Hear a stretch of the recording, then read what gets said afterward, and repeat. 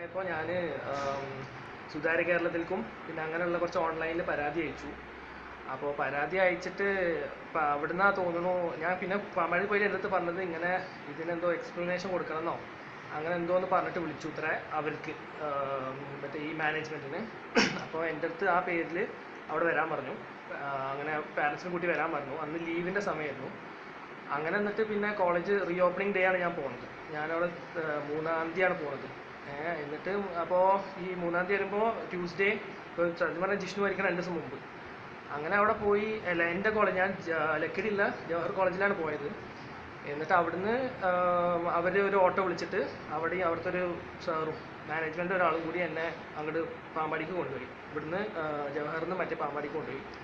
എന്നിട്ട് അവിടെ കോർപ്പറേറ്റ് ഓഫീസിൽ കയറി അവിടെ വെയിറ്റ് ചെയ്യായിരുന്നു. ഒരു 10 മിനിറ്റ് 9-9:45 ആയപ്പോഴേക്കും അങ്ങനെ ഈ കൃഷ്ണദാസ് വന്നിട്ട് അവരവിടെ കയറി. എന്നിട്ട് കൃഷ്ണദാസ് എന്നെ ഉള്ളിലേക്ക് വിളിച്ചിട്ട് പിന്നെ എന്താ പറഞ്ഞു വെച്ചാൽ മറ്റേ നീ ആരെന്ന് വെച്ചിട്ടാണ് ഇപ്പോൾ ഇങ്ങനെ എൻ്റെ എതിരെ നിൽക്കാൻ എനിക്ക് എന്തുണ്ടായിട്ടാണ് ചെയ്യുന്നത്.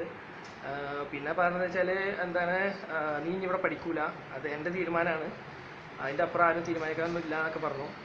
പിന്നെ അതേപോലെ എന്താണ് കഴിഞ്ഞ ഗവൺമെൻറ് താങ്ങി നിർത്തിയത് ഞാനാണ്. അതുകൊണ്ട് മറ്റേ എന്താണ് അങ്ങനെ ഉള്ളൂ. പിന്നെ എന്താണ് ഇപ്പോഴും ഉള്ള എല്ലാവരും എനിക്ക് സുഹൃത്തുക്കളാണ്. അങ്ങനെ അതുകൊണ്ട് നിങ്ങൾ പിന്നെ എന്താ ചെയ്യുക അങ്ങനെ ചോദിച്ചിട്ട് പിന്നെ പറഞ്ഞു അവിടെയുള്ള ഈ ശ്രീനിവാസ് എന്ന് പറഞ്ഞ AMനെയും വേറൊരാളെയും കൂടി അപ്പുറത്ത് ബോർഡ് റൂമിൽ ഇരുത്തി. എന്നിട്ട് എന്നെ അവിടെ കൊണ്ടുപോയിട്ട് ഇതേപോലെ കുറേ കാര്യങ്ങൾ എഴുതി വാങ്ങി. അതായത് എന്താ പറയുക TCക്കുള്ള റിക്വസ്റ്റ് എഴുതിപ്പിച്ചു. TCയും പിന്നെ CC വേണമെന്ന് റിക്വസ്റ്റ് എഴുതിച്ചു. പിന്നെ ഈ സുതാര്യ കേരളത്തിൽ ഞാൻ എഴുതിയ അതിന് പരാതിയൊന്നും ഇല്ല എന്ന് പറഞ്ഞിട്ട് എന്നെ കൊണ്ട് തന്നെ എഴുതിച്ചിട്ട് അത് അന്ന് തന്നെ സ്പീഡ് പോസ്റ്റിൽ അയച്ചു. പിന്നെ അതേപോലെ എന്താണ് കോളേജിലേക്ക് വേണ്ടി ഞാൻ അങ്ങനെ കമ്മീഷൻ കിട്ടും എന്നൊക്കെ പറഞ്ഞിട്ട് പിന്നെ ഇതൊക്കെ എന്തൊക്കെയോ വിളിച്ചിട്ട് വന്നിട്ട് എന്താ പറഞ്ഞത് റാഗിങ് കേസ് എഴുതാൻ പറഞ്ഞു. അപ്പോൾ ഞാൻ പറഞ്ഞു ഞാൻ ചെയ്തിട്ടില്ല. അതായത് എന്താണെന്ന് വെച്ചാൽ ഞാനിങ്ങനെ കുട്ടികൾ